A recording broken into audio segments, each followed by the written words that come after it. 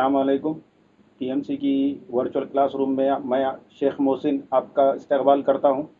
जैसे कि हमने इससे पहले भी बहुत सारे मज़ामीन का वर्चुअल लेक्चर अटेंड किए हैं और देखा है कि किस तरह से असातिज़ा इकराम हमको मेहनत से पढ़ा रहे हैं। आज हम यहाँ पर हिंदी के वर्चुअल लेक्चर के अंदर शब्द संपदा को देखेंगे। बहुत सारे स्टूडेंट शब्द संपदा को लेकर डर जाते हैं, घबराते हैं कि शब्द संपदा और ये जो ग्रामर वाला सेक्शन है ये इसको कैसे पूरा करें। लेकिन ग्रामर वाला सेक्शन आपका स्कोरिंग सेक्शन है, वो आपका स्कोर बढ़ाता है। आपके स्कोर के अंदर और आपके नंबरात के अंदर अगर आप इसको अटेम्प्ट करते हैं तो इसका आपको सीधा सा असर देखने को मिलेगा। आपके समझ में आएगा कि किस तरह ये आपके स्कोर को बढ़ा रहा है, आपके नंबर्स को इंक्रीज कर रहा है। तो मेरा ये मानना है कि आपके जो पेपर पैटर्न है हिंदी का, जो एक्टिविटी शीट अब आई है, उस एक्टिविटी शीट के अंदर अब जो 4 सेक्शन आए हैं। सबसे पहला सेक्शन है उसके अंदर गद्य विभाग, दूसरा है पद्य विभाग, तीसरा है व्याकरण यानी भाषा विभाग, और तीसरा है रचना विभाग यानी राइटिंग स्किल। इस तरह के 4 सेक्शंस के अंदर आपका क्वेश्चन पेपर डिवाइड किया गया है। उसमें से जो पहला सेक्शन इसका मतलब कौन सा, गद्य विभाग, जिसके अंदर आपको पठित पाठ्य अंश के अंदर से सवालात पूछे जाते हैं, एक्टिविटी कराई जाती है। एक्टिविटी के लिए आपको एक्टिविटी शीट के अंदर कुछ सरगर्मियां दी जाती है, कुछ एक्टिविटीज दी जाती है, उसी को आपको पूरा करना होता है। तो उसी के अंदर पहली एक्टिविटी तो होती है हमारी 2 नंबर के लिए, दूसरी एक्टिविटी जो होती है वो भी 2 नंबर के लिए, और तीसरी 2 नंबर के लिए। तो पहली 2 नंबर वाली तो ये तो आपके जो पाठ्य अंश जो आपके एक्टिविटी शीट में आपके प्रश्न पत्र में दिया हुआ है वही होता है। लेकिन दूसरी एक्टिविटी ये होती है शब्द संपदा पर। ज्यादातर बच्चे यहाँ पर इस एक्टिविटी को स्किप कर जाते हैं और वो छोड़ देते हैं। अब यहाँ पर इस लेक्चर के बाद इंशाल्लाह वो ऐसा नहीं करेंगे, बल्कि इस लेक्चर के बाद उनके डाउट्स क्लियर हो जाएंगे और वो उस एक्टिविटी को बजाय स्किप करने के, बजाय उसको छोड़कर आगे बढ़ने के, उसको भी अटेम्प्ट करने वाले बनेंगे, ऐसी मैं उम्मीद करता हूं। और आज के लेक्चर को हम यहां पर शुरू करते हैं। तो देखिए यहां पर आपके स्क्रीन पर आपको नजर आ रहा है कि शब्द संपदा, ये आज हम समझ रहे हैं कि सिर्फ 10वीं में पढ़ना है, नहीं, बल्कि ये शब्द संपदा जो है ये आपकी क्लास 5th से जो हो चुका है, ये मरहला है जो आपके क्लास 5 से शुरू हुआ है। 5वीं कक्षा से आपने इसको सीखना शुरू किया है और सीखते सीखते सीखते इन शब्दों को आप अब तक आगे बढ़ रहे हैं। इन शब्दों के अंदर विभिन्न शब्दों के प्रकार है, शब्दों के भेद हैं, शब्दों की अर्थ है। अब हम इसको आज एक एक करके सारा कवर करने की कोशिश करेंगे। तो सबसे पहले हम यहां पर देखेंगे शब्द संपदा में, जो आपकी पाठ्य पुस्तक के अंदर से ही मैंने ये फोटो लिया है, तो आपको समझ में आ जाएगा कि पाठ्य पुस्तक के अंदर जो ग्रामर सेक्शन है, आपका ग्रामर सेक्शन के अंदर साफ आपको ये शब्द संपदा वाला जो पैरा है ये आपको दिख जाएगा। आपको समझ में आ जाएगा कि हमको क्या क्या पढ़ना है, क्या क्या छोड़ना है। साफ लिखा हुआ है कि 5वीं से 9वीं जो आपने शब्द संपदा पढ़ा है उसी के ऊपर आपके सवाल पूछे जाने वाले हैं। तो उसी के ऊपर आज हम यहां पर पूरी विस्तार से इसकी जानकारी लेंगे और आपके सारे डाउट्स क्लियर हो जाएंगे, मैं इसकी उम्मीद करता हूं। तो देखिए सबसे पहला जो है वो है लिंग। सब बच्चे परेशान होते हैं कि ये लिंग शब्द हमने सुना नहीं होता है, हमारे लिए नया होता है, लेकिन हिंदी का ये बहुत ही आम शब्द है और एकदम कॉमन, जो हिंदी के साथ साथ मराठी में भी प्रयोग होता है, उसका इस्तेमाल होता है। लेकिन उर्दू मीडियम के बच्चे घबरा जाते हैं, तो घबराने की जरूरत नहीं है। अब आप अगर इसकी व्याख्या यानी इसकी तारीफ और परिभाषा को देखें तो आपके ये समझ में आ जाएगा कि क्या है। इसके अंदर साफ बता रहा है कि शब्दों पर आपको ध्यान देना है। क्या शब्दों पर ध्यान देना है कि लड़का, छात्र, पिता, दादा, बकरा, ये शब्द जो है ये पुरुष जाति का आपको क्या करा रहे हैं, बोध करा रहे।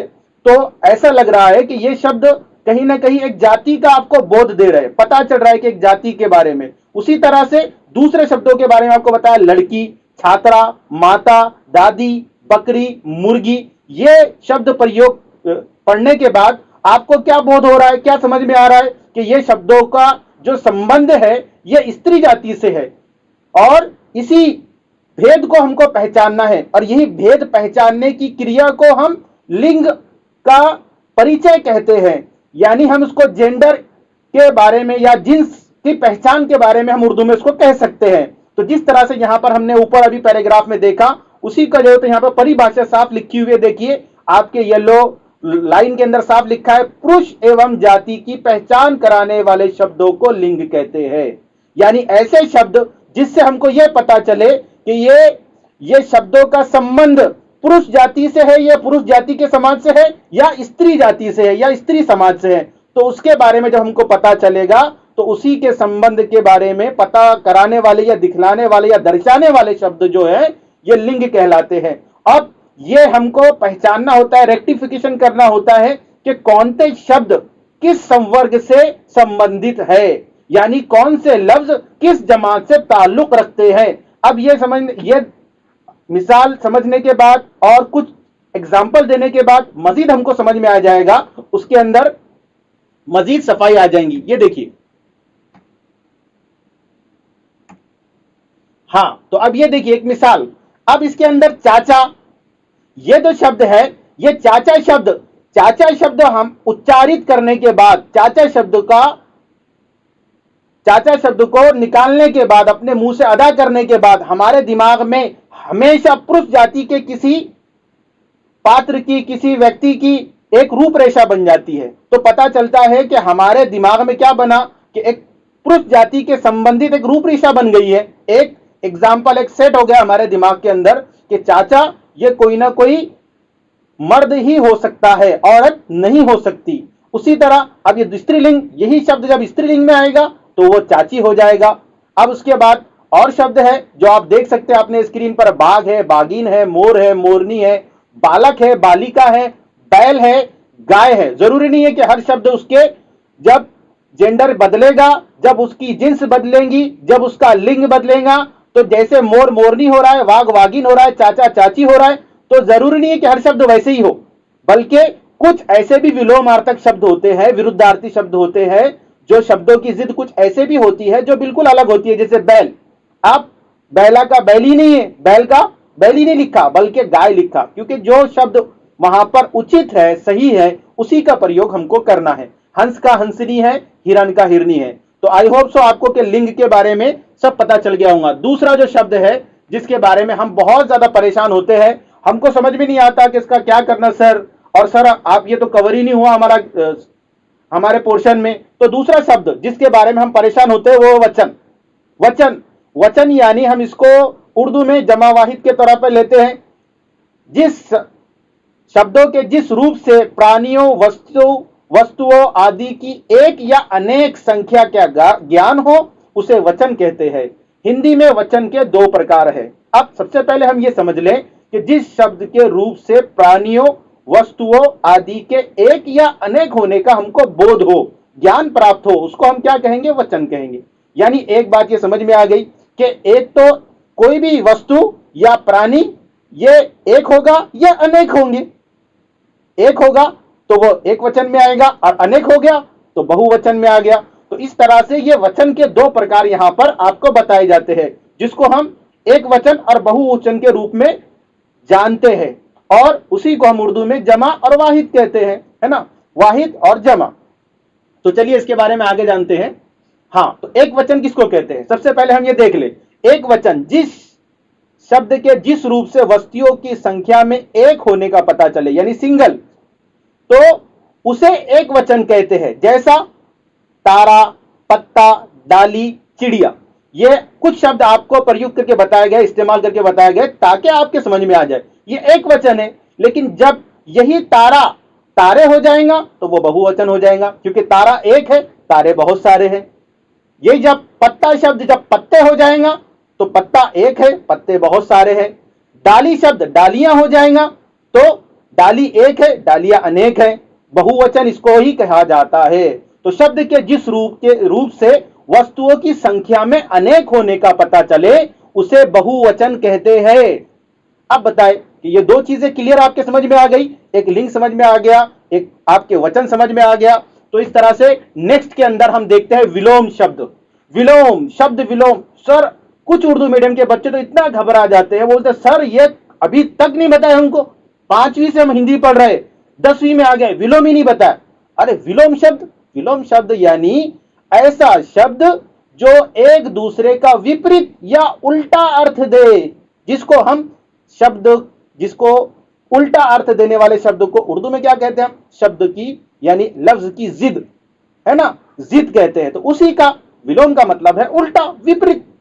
अब जैसे मोटा का पतला हुआ, नर का नारी हुआ, ठंडे का गर्म हुआ। तो अब आपको यह समझ में आ गया कि विलोमार्थक शब्द कहते किसी को है, किसको है। तो अब आप डाउट इसके आपके दिमाग में नहीं रहेगा। और आई होप सो कि आप जब नेक्स्ट टाइम जब भी आपको मौका मिलेगा, अगर आपके क्वेश्चन पेपर के अंदर विलोम शब्द लिखा होता है, तो आप समझ जाएंगे कि हमको इसका विरुद्धार्थी शब्द या उसकी जिद बताना है। इसके अंदर घबराने और डरने की कोई जरूरत नहीं है। उसके बाद कुछ विलोम शब्दों की यहां पर मैंने क्या किया, एग्जाम्पल सेट किया ताकि आपको अच्छे से समझ में आ जाए। इसके अंदर देखो, आदि, आदि ये जो है ना, ये हिंदी का ये शब्द है जिसमें शुरुआत की तरफ इशारा करते हैं। तो आदि जहां शुरुआत हो रही है उसी का क्या होगा, अंत होगा। अंत मतलब खात्मा होगा। आर्थ मतलब जब कोई चीज खत्म होगी, आर्थ मतलब किसी चीज के इख्तिताम की तरफ जाना, खत्म खात्मे की तरफ जाना, उसी विलोम शब्द उदय। आदान यानी लेना, प्रदान, देना। उत्तर यानी जवाब, उसका विलोमार्थक शब्द क्या होगा, प्रश्न। उपकार, अपकार। उच्च, उच्च यानी ज्यादा हाई क्लास, ऊंचे दर्जे का, उसी को हम निम्न कहेंगे, यानी लो क्लास, निचले दर्जे का। उन्नति यानी तरक्की। अवनति, अवनति मतलब तनज्जुली, उत्थान यानी आप किसी चीज में तरक्की कर रहे हैं, आपका डेवलपमेंट हो रहा है। या पतन, पतन यानी आपका क्या हो रहा है, आपकी तरक्की नहीं बल्कि आपकी तनज्जुली हो रही है। एक और अनेक, ये आपको विलोम शब्द है। आई होप सो आपको विलोम शब्द समझ में आ गए होंगे। नेक्स्ट सेगमेंट हम देखते हैं, उसके अंदर है पर्यायवाची शब्द। अब पर्यायवाची, बहुत ज्यादा बच्चे परेशान हुए थे, पर्यायवाची यानी क्या, और पर्यायवाची इसी को हम समानार्थी भी कहते हैं। बच्चे परेशान के पर्यायवाची और समानार्थी क्या, तो हम एक बात दिमाग में जहन में बिठा लें कि पर्यायवाची और समानार्थी शब्द ये एक ही है, एक ही है, ये दो अलग अलग नहीं है। कभी वो पर्यायवाची आपको पूछेगा, कभी समानार्थी पूछेगा, तब भी आपको करना एक ही काम है। ठीक है, तो ये बात आपके दिमाग में आप बिठा ले। तो जो शब्द समान अर्थ रखते हैं, अर्थात जिन दो या दो से अधिक शब्दों का अर्थ समान हो, जो शब्द समान अर्थ रखते हो, यानी ऐसे दो या दो से अधिक शब्द जिनका अर्थ, अर्थ मतलब जिनका मतलब, जिसके मानी एक जैसे हो, उसी को हम समानार्थी या पर्यायवाची कहेंगे। जिसका अर्थ समान होता है उसी को हम पर्यायवाची शब्द या समानार्थी शब्द कहेंगे। ठीक है, तो ये आपके समझ में आ गया।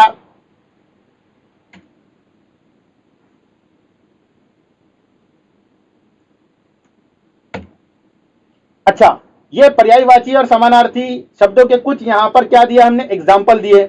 एग्जाम्पल में आपको समझ में आ जाएगा कि क्या है। देखो, कमल है, कमल का समानार्थी पर्यायवाची शब्द है पंकज है, अरविंद है, राजीव है। फिर उसके बाद दूसरा शब्द है क्रोध, उसका पर्यायवाची शब्द है गुस्सा है, रोष है, आक्रोश है। फिर तीसरा पर्याय शब्द है आंख, उसका पर्यायवाची शब्द है नेत्र है, लोचन है, नयन है। ये ऐसे शब्द हैं जो पर्याय रूपी, यानी आंख के पर्याय में, आंख के बदले में आप नेत्र भी, लोचन भी, नयन भी, इन शब्दों का भी आप इस्तेमाल कर सकते हैं। इनको, इन शब्दों को भी आप प्रयुक्त कर सकते हैं। अब उसके बाद है नेक्स्ट सेगमेंट। नेक्स्ट सेगमेंट के अंदर हम देखेंगे शब्द युग्म। अब आप बोलेंगे सर शब्द युग्म क्या है, तो शब्द युग्म यानी इसको कहते हैं शब्दों का जोड़ा। हिंदी में क्या कहेंगे, शब्दों का जोड़ा। उर्दू में कहेंगे शब्दों की लफ्जों की जोड़ी। क्या कहेंगे, लफ्जों की जोड़ी। और इंग्लिश में इसको कहेंगे कॉम्बिनेशन वर्ड्स।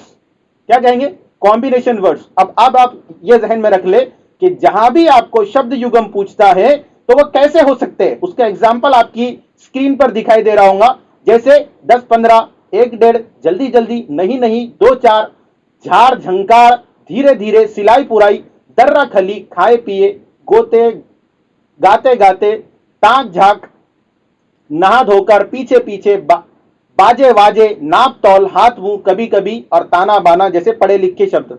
और भी ऐसे बहुत सारे शब्द आपको मिल जाएंगे जो कॉम्बिनेशन में, जोड़ी के रूप में, जोड़ी के शक्ल में इस्तेमाल होते हैं। वही कॉम्बिनेशन वर्ड्स जो आपके पैराग्राफ में आते हैं वही आपको नीचे पूछे जाते हैं, ये बात याद रखिए। वही पर्यायवाची शब्द जो आपके पैराग्राफ में ऊपर होंगे आपके पाठ्यांश में लिखे होंगे वही आपको नीचे पूछे जाएंगे। आपको परेशान होने की जरूरत नहीं है। पाठ्यांश को एक बार, दो बार, तीन बार पढ़ो, आपको ये सारे वहीं पर मिलेंगे। आपको विरुद्धार्थी शब्द, आपको पर्यायवाची शब्द, आपको विलोमार्थक शब्द, आपको शब्द युगम, सब वहीं पर मिलेगा। आपको परेशान होने की जरूरत नहीं पड़ेगी, लेकिन आप इसका प्रिपरेशन कर ले।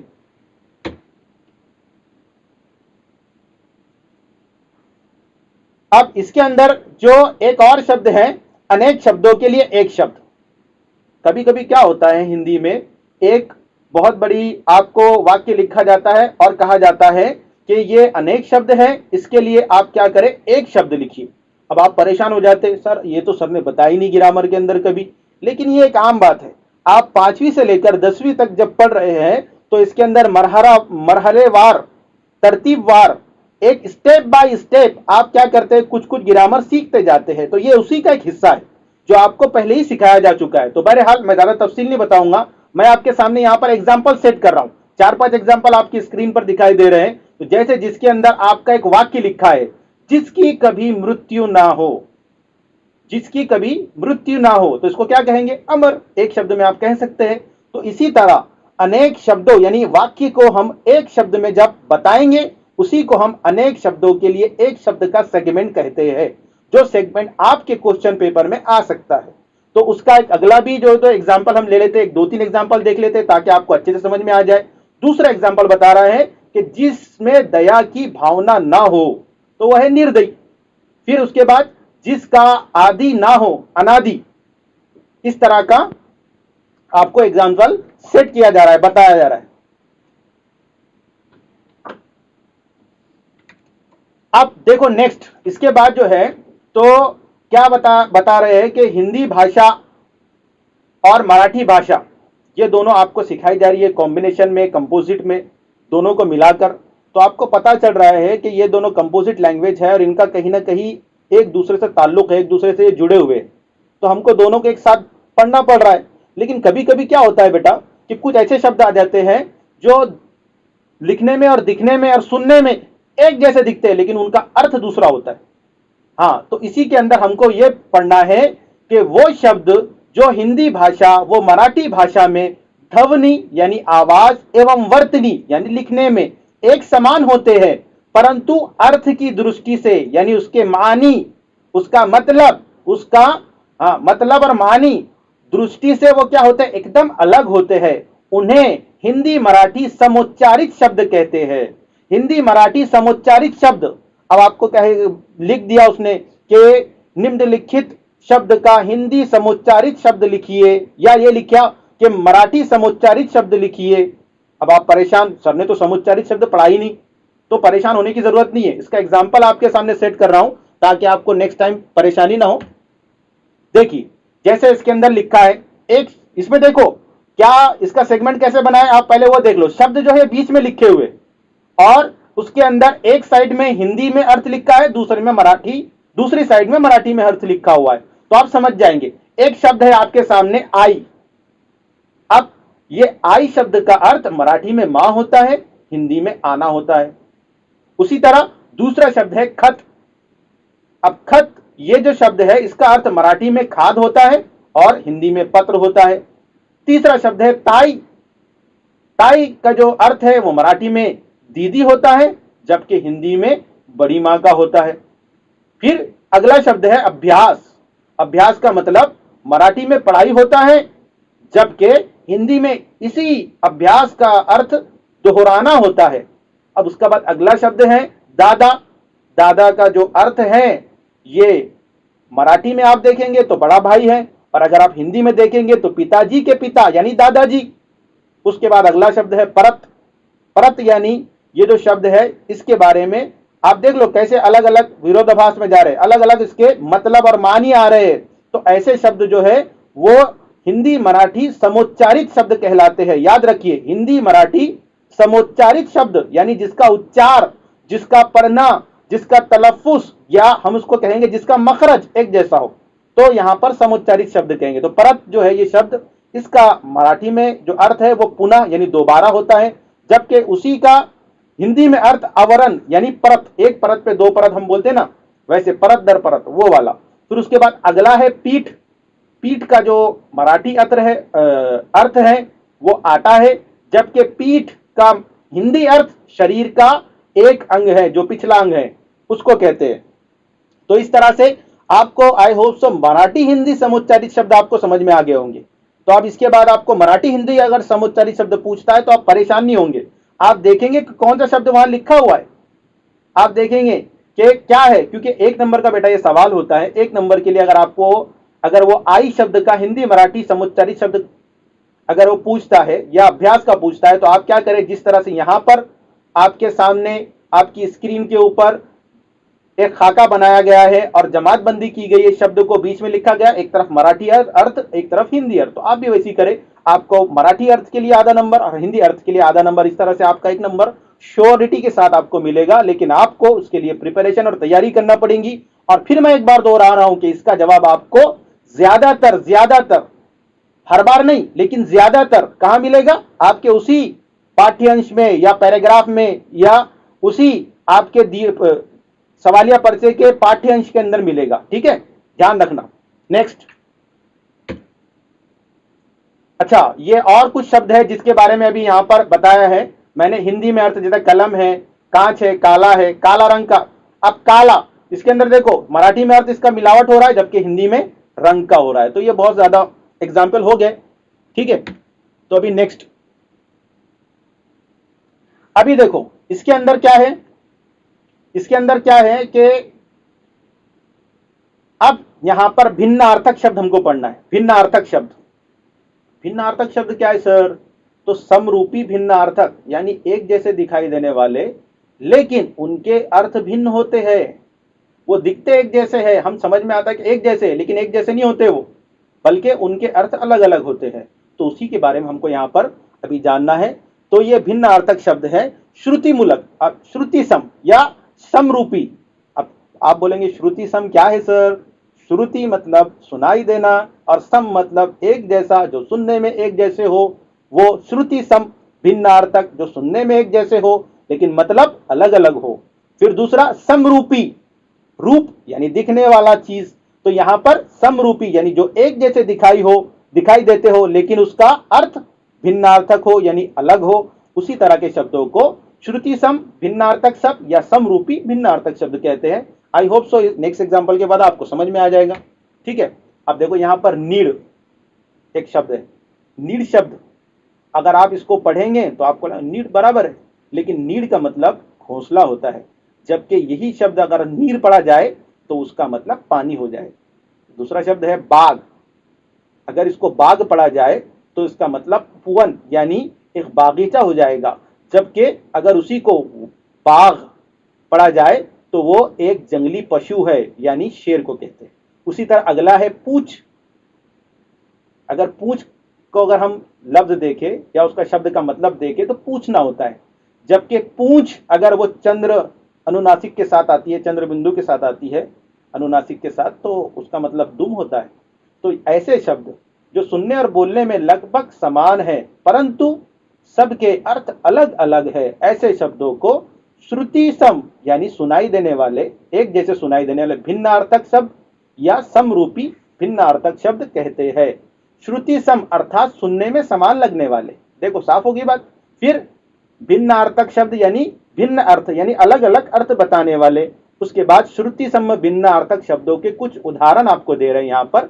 एक और देखो उदाहरण आपके समझ में आएगा, उत्तर है ना, नीचे वाला उदाहरण पहले बता रहा हूं। उत्तर का एक मतलब क्या, एक दिशा है, उसका उत्तर का जो शब्द है उसका अर्थ, दो अलग अलग अर्थ बताए जा रहे हैं। आप ध्यान दीजिए यहां पर, उत्तर, उत्तर एक दिशा भी है और उत्तर का मतलब जवाब भी होता है।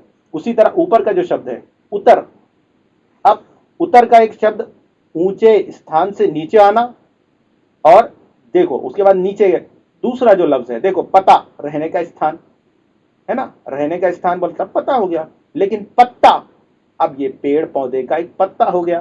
तो छोटा सा एक फर्क होता है, लिखने में कोई थोड़ा फर्क आ जाता है लेकिन बोलने में एक जैसे लगते हैं। कभी ऐसा होता है कि लिखने में एक जैसे होते हैं, जैसे वो उत्तर शब्द है, देखो लिखने में भी एक जैसा है, वो उत्तर वैसे ही लिखते हैं लेकिन उसके अर्थ दो है कि उसका दिशा भी अर्थ आता है और उसका अर्थ जवाब भी आता है। ये आपको समझना पड़ेगा। ये भाषा ज्ञान है बेटा। ये जब तक कि आप भाषा को पढ़ेंगे नहीं, उसको समझेंगे नहीं, तब तक आप इसके उत्तर नहीं दे पाएंगे। इसीलिए व्याकरण विभाग को भाषा विभाग भी कहा जाता है, ताकि इसके अंदर भाषा की गहराइयां, भाषा की जो अलग अलग विविधता है उसको आपको पहचानना होता है। अगला जो शब्द है वो है उपसर्ग। अब आप बोलेंगे सर उपसर्ग का शब्द, उपसर्ग का शब्द तो बड़ा आसान है, आपने पढ़े भी होंगे। अगर जरूरत पड़ी तो कोई एक आध साल में बोर्ड पे ही बताऊंगा, तो इसलिए बाकी तो आपके पास स्क्रीन पे दिखाई दे रहा है। तो उपसर्ग, उपसर्ग यानी साबिक़े और लाहिक़े, उपसर्ग और प्रत्यय ये दो है। अब देखो, आप ये बात ध्यान में बिठा लो कि कुछ ऐसे शब्द होते हैं जो शब्दों के पहले लगकर उनका अर्थ बदल देते हैं, और कुछ शब्द ऐसे होते हैं जो शब्दों के बाद लगकर उसका अर्थ बदल देते हैं। तो उसी को हमको यहाँ पर देखना है, उसी को उपसर्ग और प्रत्यय कहते हैं हम। तो पहले हम उपसर्ग देख लेते हैं। तो उपसर्ग की तारीफ क्या है? वो शब्दांश जो किसी शब्द के आरंभ में लगकर, यानी शुरू में लगकर उस शब्द के अर्थ में विशेषता ला दे, उन्हें उपसर्ग कहते हैं। यानी ऐसे शब्द या ऐसे शब्दांश जो शब्द के कब लगे? आरंभ में लगे, और उसकी शब्द के अंदर क्या ला दे? विशेषता ला दे, उन्हें क्या कहते हैं? उपसर्ग कहते हैं। उसके देखो यहां पर पहचान है, कुछ आपके एग्जाम्पल आपके सामने देखो। उपसर्ग दिया गया ओ, अब इसके अंदर उसका अर्थ क्या है? अभाव या निषेध। तो अब उसके अंदर शब्द क्या आ गया? अकाल, अचेत, अछूत, अतः, अमर, है ना। अब उसके बाद आगे आप और कोई शब्द देखेंगे, जैसे भर है, भर के अंदर क्या आ गया? उसका अर्थ है पूरा। तो अब उसके अंदर भरपेट, भरमार, है ना। इस तरह के जो शब्द है, जैसे ये आगे एक उपसर्ग है आगे, वो क्या है? चौ, है ना। तो अब चौ का मतलब है चार, अर्थ भी बताया गया आगे। अब उसके आगे उसका जो शब्द बना वो है चौमासा, चौकन्ना, चौपाई, चौपाया, चौराहा। अब ये सारा जो है ना चार से जुड़े, इसका मतलब ये चार को इंडिकेट कर रहे हैं, बता रहे हैं, जाहिर कर रहे हैं, दिखा रहे हैं, है ना। तो इस तरह से आपको समझ में आ रहा है कि उपसर्ग क्या होते हैं, जो शब्दों के आरंभ में लगकर, शुरू में लगकर शब्द को विशेष या विशिष्ट क्या करते हैं? अर्थ प्रदान करते हैं। उन शब्दों को हम उपसर्ग कहते हैं। अब उपसर्ग आपके समझ में आ गया कि शब्दों के आरंभ में लगकर उसके अर्थ को विशिष्टता देने वाले शब्द क्या हो गए? उपसर्ग हो गए। अब प्रत्यय क्या है? प्रत्यय देखिए आप, हाँ, प्रत्यय जो शब्द मूल शब्द के अंत में लगकर अर्थ, हाँ, कब लगेंगे वो? अंत में, और उसका अर्थ परिवर्तन या उसमें विशेषता ला दे, उसे हम प्रत्यय कहते हैं। आप एक बात याद रखिए, उपसर्ग लगते हैं शब्दों के शुरू में, आरंभ में, और प्रत्यय लगते हैं बाद में। अब ये प्रत्यय के अंदर मैं इतना जोर क्यों दे रहा हूं? क्योंकि प्रत्यय में आपको मजीद दो उसके क्या भेजना समझना है, भेद को समझना है, उसके दो अकसाम को, उसकी किस्मों को, उसके टाइप को समझना है। तो अब ये आप समझ लें कि उपसर्ग मतलब जो शब्दों के आरंभ में या शुरू में लगते हैं, और अब प्रत्यय मतलब जो शब्दों के बाद में लगते हैं। तो अब शब्दों के बाद में लगने वाले जो शब्द है उनके भी दो प्रकार है। वो कौन कौन से है वो देखिए। हाँ, तो अब ये यहां पर है, हिंदी में प्रत्यय के दो भेद है, दो प्रकार है, दो टाइप है, दो किस्म है। कैसा है? पहला है कृत प्रत्यय, दूसरा है तदित प्रत्यय। अब ये कृत प्रत्यय जो है ना, इसको कृदंत भी कहते हैं, है ना। कृदंत प्रत्यय आपकी जो टेक्स्ट बुक है, जो आपकी पाठ्य पुस्तक दर्शी किताब है, उसके अंदर है, देखो मुझे पेज नंबर याद नहीं आ रहा, लेकिन कृदंत, कृदंत प्रत्यय और तदित प्रत्यय। अब ये है क्या? ये ऐसे शब्द है जो शब्द के कब लग रहे हैं? बाद में लग रहे हैं, क्योंकि ये प्रत्यय का एक क्या है? प्रत्यय ही है। ये कृदंत और तदित ये प्रत्यय ही है। यानी प्रत्यय, इसका मतलब ये शब्दों के बाद में लगेंगे और उसको विशिष्ट क्या करेंगे? अर्थ देंगे। तो आप कैसे है ये देखिए। हाँ, कृत प्रत्यय क्या है और तदित प्रत्यय क्या है? बोले भाई सर, जब दोनों को बाद में ही लगना है तो उसमें फर्क क्या है? जब दोनों बाद में ही लगने वाले हैं तो उसमें फर्क क्या आ गया? फर्क ये है कि कृत प्रत्यय, यानी जिसको हम कृदंत भी कहते हैं, तो कृत प्रत्यय जो प्रत्यय धातु के अंत में लगे वे कृत प्रत्यय कहलाता है। अब आप बोलेंगे धातु क्या है सर? ये धातु का मतलब होता है शब्द, लफ्ज। तो जो प्रत्यय धातु या शब्द के अंत में लगे वो कृत प्रत्यय कहलाता है। यानी धातु, कोई भी शब्द, कोई भी ऐसा शब्द जो हिंदी में प्रयुक्त होता है, इस्तेमाल होता है, उसके आखिरी में लगता है, और वही क्या होता है? कृत प्रत्यय होता है। तो फिर आप बोलेंगे तदित क्या है? तो तद्धित के अंदर भी एक खास विशेषता है। पहले हम क्या करेंगे, कृत प्रत्यय को देख लेंगे, कृदंत जिसको हम कहते हैं। तो उसकी एग्जाम्पल हमारे सामने है नेक्स्ट स्लाइड में। हाँ, तो ये स्लाइड आपके सामने है, कृत प्रत्यय। अब देखिए आप, कृत प्रत्यय क्या है, शब्द के बाद में लगकर उसके अर्थ को विशिष्टता देने वाले हैं। तो ये कृत प्रत्यय है, कृदंत प्रत्यय आई। अब उसके अंदर हमने शब्द लिखा, कौन सा है, लिख पढ़, तो अब उसमें लिखाई आ गई, पढ़ाई आ गई। अब कृत प्रत्यय क्या है, ये बाद में लगने का ना है, तो अब उसमें लिख पढ़, तो लिखना हो गया, पढ़ना हो गया, है ना। इसी तरह से आप अन्य शब्दों के बारे में भी देख सकते हैं, आपकी स्क्रीन पर मौजूद है, आप समझ सकते हैं। जैसे आलू एक शब्द उसके अंदर आया है, सेकंड लास्ट शब्द, उसके अंदर आप देख सकते हैं इसका अर्थ क्या है, मूल शब्द क्या है और उसको कब लगना है, इसके बारे में आप बहुत ज्यादा ध्यान दीजिए। तो अभी मैं आपको बता रहा हूं कि कृत प्रत्यय यानी ऐसे प्रत्यय मतलब शब्द के बाद में लगने वाले, कृत मतलब जो धातु या शब्दों के साथ लगे। तो अब हम देख रहे हैं कि आलू जो प्रत्यय है, जो शब्द के बाद में लगकर किस तरह से उसके अर्थ को क्या करता है, विशिष्टता देता है। तो देखो आलू है, तो ये कृपा जो शब्द है, जो मूल शब्द है, उसको लगकर आलू कैसे जो तो उसको विशिष्टता प्रदान कर रहा है। देखिए कृपालु, कृपालु शब्द बन गया, है ना। उसी बात आप अगर देखेंगे, एक शब्द है, एक धातु है, कौन सा, दया, और उसको लग गया आलू शब्द, यानी आलू जो है ये कृदंत लग गया, कृत प्रत्यय लग गया, तो उसके बाद वो दयालु हो गया। इस तरह से बिल्कुल उसको एक खास मखसूस मानी और मतलब देने वाले जो शब्द होते हैं, उसी को हम यहां पर कृदंत कहते हैं, कि वो खास उसको मानी और मतलब देगा, किसके बाद, उसके प्रयुक्त होने के बाद, उसके इस्तेमाल होने के बाद, उसका यूज होने के बाद।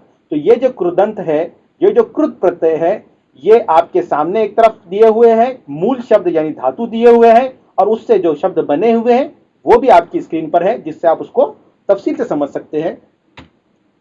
अब हम देखेंगे तद्धित प्रत्यय। अब आप बोलेंगे सर आपने अभी बोले प्रत्यय यानी शब्द के बाद में आने वाला, अब ये कृत प्रत्यय हमने बताया वो भी शब्द के बाद में आने वाला, फिर तद्धित क्या है, ये तद्धित को अलग क्यों रखा गया है, वो अलग इसलिए रखा गया है क्योंकि कृत तो कोई भी दूसरे शब्दों को मिलेगा सिवाय ये तीन के, सिवाय ये तीन के किसी भी शब्द के साथ लगेगा वो कृत में जाएगा, कृत प्रत्यय में जाएगा, कृदंत में जाएगा। सिर्फ आपको ध्यान ये देना है कि ये तीन में से कोई ना हो। अब कौन से तीन, ये शब्दों के भेद में मैं आपको नेक्स्ट लेक्चर में पढ़ाने वाला हूं। उसके अंदर ये जो शब्द है विकारी शब्द, कौन से, संज्ञा सर्वनाम विशेषण, ये जो तीन शब्द है, इसके साथ इसके बाद में अगर कोई प्रत्यय लगकर उस शब्द की अर्थ को विशिष्टता प्रदान करे तो वो तद्धित होगा, कृत नहीं होगा। क्यों, क्योंकि ये संज्ञा सर्वनाम और विशेषण के साथ लगा है।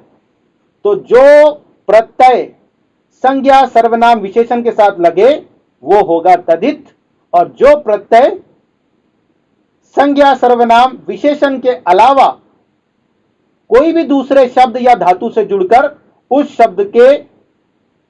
शब्द को खास अर्थ प्रदान करे, विशिष्ट अर्थ प्रदान करे, तो वो होगा कृदंत।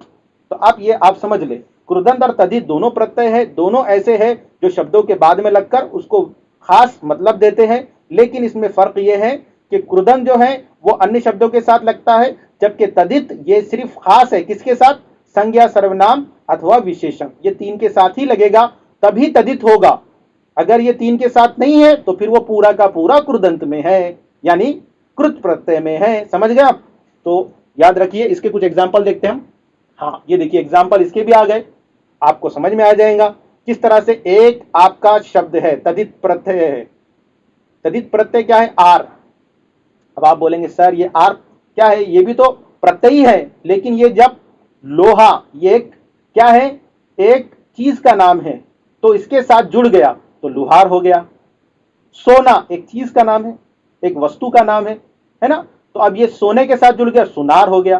तो ये जो प्रत्यय है, इस तरह का जो प्रत्यय आते हैं ये तद्धित कहलाते हैं, क्योंकि सोना एक वस्तु विशेष का नाम है, लोहा एक वस्तु विशेष का नाम है। इसी तरह आगे अगर आप देखेंगे कि ये संज्ञा के साथ आ गया। अब अगर सर्वनाम के साथ आता है, जो नाम की जगह इस्तेमाल होता है, तो आप अगर देखेंगे तो यहां पर आपका एक और शब्द आ रहा है चाचा, और उसके आगे आ रहा है एरा। क्या आ रहा है, एरा। तो आप अगर उसको बनाएंगे शब्द को तो क्या बनेगा, चचेरा। उसके बाद दूसरा शब्द है मामा, उसके साथ भी लगा एरा, क्योंकि ये एरा शब्द जो है ये ऐसा शब्द है, ऐसा प्रत्यय है जो शब्द के बाद में लगेगा और उस शब्द को विशिष्ट यानी खास अर्थ देगा, उसी को हम तदित प्रत्यय कहेंगे। ये भी प्रत्यय का एक टाइप है और कृदंत भी प्रत्यय का एक टाइप था, तो समझ लीजिए। अब यहां पर एरा, तो ये मामा जो शब्द है उसके बाद में लगकर एरा शब्द क्या बना रहा, ममेरा। तो ये आपके समझ में आ गया। तो मैंने एक संज्ञा का ले लिया, एक विशेषण का ले लिया, है ना। अब एक संज्ञा का ले लिया और एक सर्वनाम का ले लिया, अब आए विशेषण का, है ना। विशेषण क्या है, तो अब देखिए आप यहाँ पे चतुर, कोई आदमी का चतुर होना उसका विशेषता हो सकती है, उसका विशेषण हो सकता है, तो उसी को देखो यहाँ पर। अब ये शब्द है चतुर, अब उसके साथ एक प्रत्यय लगा आई तो बन गया चतुराई, उसके साथ अच्छा तो उसके साथ एक प्रत्यय लगा जो तदित प्रत्यय है वो बन गया अच्छाई। इस तरह से बहुत सारे एग्जाम्पल आपकी स्क्रीन पर आपको दिखाई दे रहे होंगे, आप बैठकर आराम से दिमाग लगा सकते हैं, ठीक है। तो आई होप सो आपको कृदंत, तदित और प्रत्यय और उपसर्ग, उपसर्ग यानी शब्दों के पहले लगने वाले और उसको विशेष अर्थ देने वाले, और उसके बाद प्रत्यय यानी शब्द के बाद में लगने वाले और उसको विशिष्ट अर्थ देने वाले। लेकिन इसके अंदर दो टाइप है, दो अकसाम है, जिसमें एक कृदंत है और दूसरा तदित है। तदित वो है जो संज्ञा, सर्वनाम और विशेषण के साथ लगे, उसके बाद का बाकी सारा वो कृदंत में जाएगा, जिसको हम कृत प्रत्यय कहते हैं, ठीक है। अब अनेकार्थी शब्द, कभी कभी क्या होता है भाषा में प्रयोग के अनुसार विभिन्न परिस्थितियों में भिन्न भिन्न अर्थ देने वाले शब्दों को अनेकार्थक शब्द कहते हैं, यानी उसके अंदर अनेक अर्थ शब्द आ जाते हैं। तो अब इसके एग्जाम्पल देखते हैं। अनेकार्थक शब्द कहते किसे है, ये देखिए अनेकार्थक। देखिए खेचर, इसके अंदर क्या होता है, खेचर एक ही शब्द है लेकिन उसके अर्थ अलग अलग होते हैं, कभी देवता होता है, कभी ग्रह, कभी पक्षी, कभी आकाशचारी, कभी तारांगन। अब देखो एक शब्द है ताल, उसके लेकिन मतलब अलग अलग होते हैं, जैसे कभी जलाशय होता है, कभी हथेली होता है, कभी वाद्य का एक अंग होता है, कभी एक नाग एक शब्द है लेकिन उसका अर्थ कभी क्या होगा, कभी सर्प होगा, कभी हाथी होगा, कभी बादल होगा। तो इस तरह से इसके अर्थ अलग अलग हो सकते हैं। अब किसी भाषा और उसके लिखने के अंदर उसके विराम चिन्ह, किसी भाषा को बोलते, पढ़ते या लिखते समय भावों को स्पष्ट करने के लिए वाक्यों के बीच या अंत में थोड़ा रुकना होता है। रुकने का संकेत देने वाले लिखित चिन्ह को विराम चिन्ह कहते हैं। तो अब हम यहाँ पे विराम चिन्हों को देख सकते हैं।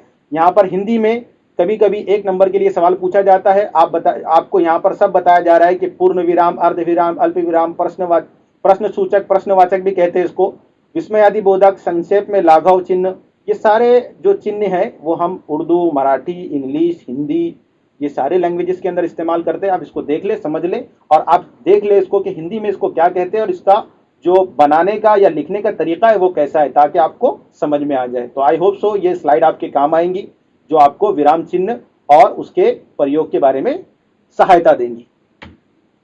अब ये तो मैंने एक्स्ट्रा में आपके इसमें डाला है ये तैयारी की वजह से, क्योंकि ये आई होप सो जितना आपको यहाँ पर 10वीं के अंदर आने के इम्कान है वो मैंने कवर कर लिया। लेकिन ये एक है तत्सम शब्द। तत्सम शब्द यानी ऐसे शब्द, तत्सम शब्द किसको कहते हैं, देख लिए कि तत्सम शब्द ऐसे शब्द होते हैं जो जैसे संस्कृत में प्रयुक्त होते थे उसी तरह वो हिंदी में भी प्रयुक्त होने वाले हैं। यानी ऐसे शब्द जो, क्योंकि देखो हिंदी हो या बहुत सारी हिंदुस्तानी भाषाएं जो है, भारत की भाषाएं, ये संस्कृत से ही बनी है, तो हिंदी भी उसका एक हिस्सा है। तो यहाँ पर हमको जो है तत्सम शब्द ऐसे शब्द को कहते हैं जो संस्कृत से जैसे आए हैं उसी तरह से उसको इस हिंदी में भी इस्तेमाल किया जाए, उनमें कोई बदलाव ना हो, तो ये शब्दों को हम तत्सम शब्द कहेंगे। तो ये शब्द तत्सम शब्द रहेंगे, याद रखिए, ठीक है। अब एक है तत्सम, एक है तद्भव, है ना।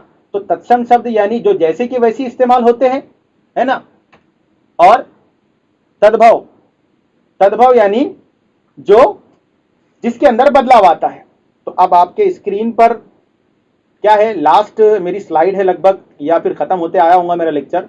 तो आपको तत्सम और तद्भव की जो क्या है, आपको इसके अंदर फर्क बताया गया है। मैंने आपको पहले ही कहा तत्सम और तद्भव ये दोनों शब्दों का भेद यही है कि ये दोनों शब्द संस्कृत से आए हैं। तत्सम शब्द उनको संस्कृत से आने वाले शब्दों के लिए कहते हैं, सॉरी। तो इसके अंदर आप ये ध्यान रख लीजिए कि तत्सम शब्द यानी जो संस्कृत से जैसा शब्द आया है वैसे ही हिंदी में इस्तेमाल होता है, तो उसको हम तत्सम कहेंगे। और जो शब्द संस्कृत से आया और हिंदी में आकर वो बदल गया तो उसको हम तद्भव कहेंगे। ठीक है, तो ये ध्यान रखें और उसी के हिसाब से यहां पर आपके सामने एग्जाम्पल सेट किए गए हैं। देखो, गणना ये तत्सम शब्द है, यानी हिंदी में जब ये संस्कृत में गणना गिनती को लिखा जाएगा तो गणना पढ़ना पड़ेगा, और जब हम इसी को हिंदी में लिखेंगे गणना तो ये तत्सम शब्द होगा, लेकिन इसी को जब हम गिनती लिखेंगे तो वो क्या हो जाएगा, तद्भव हो जाएगा। तो इस तरह से आप और शब्द देख सकते हैं। घोटक है, ये घोटक शब्द है, ये घोड़े के लिए इस्तेमाल होता है संस्कृत में, और अगर हम इसी घोटक शब्द को घोटक के रूप में ही हिंदी में प्रयुक्त करते हैं तो ये तत्सम होगा। लेकिन यही घोटक शब्द को हम जब घोड़ा के रूप में प्रयोग करेंगे तो वो तद्भव हो जाएगा, क्योंकि उसमें बदलाव आ गया। तो ऐसे शब्द जिसमें कोई बदलाव किए बगैर उसको उसी की शक्ल में इस्तेमाल किया जाए हिंदी में, वो तत्सम में जाएंगे। और ऐसे शब्द जिसमें थोड़ा बहुत बदलाव करके फिर उसको हिंदी में यूज किया जा रहा है, इस्तेमाल किया जा रहा है, उसको प्रयुक्त किया जा रहा है, तो वो आ जाएंगे तद्भव में। ठीक है, तो आई होप सो आपको ये लेक्चर समझ में आया होगा, और बहुत ज़्यादा मैंने इसके अंदर कोशिश की है कि आपका कोई भी पोर्शन के अंदर आने वाला ग्रामर का हिस्सा कोई ना छूटे। मैंने अभी ग्रामर का सेक्शन शुरू नहीं किया, ये सिर्फ शब्द संपदा वाला सेगमेंट था। अब ये शब्द संपदा वाला सेगमेंट आपको आपके एग्जाम के अंदर वो 4 नंबरात दिलाने में मदद करेगा जो आपके सवालिया पर्चे के पहले सेक्शन में आते हैं। आपके सवालिया पर्चे में 4 कितने सेक्शन होते हैं? 4। एक है गद्य विभाग, पद्य विभाग, और भाषा यानी व्याकरण, और रचना यानी राइटिंग स्किल। तो पहला जो आपका भाग होता है जिसको गद्य विभाग होता है, गद्य विभाग के अंदर 2 पैराग्राफ होते हैं पाठ्यतंत्र से। तो उन दोनों पैराग्राफ के अंदर हर बार हर पैराग्राफ के साथ 2-2 नंबर के, यानी दोनों पैराग्राफ में मिलाकर 4 नंबर के शब्द संपदा के सवाल पूछे जाते थे। तो उसी सवालात की तैयारी आज हमने की, और शब्द संपदा के रूप में हमने पूरी डिटेल से तफसील से मालूमात हासिल की, पूरी विस्तार से जानकारी ली। आई होप सो आपको समझ में आएगा। मिलते हैं नेक्स्ट लेक्चर में। अल्लाह हाफिज़।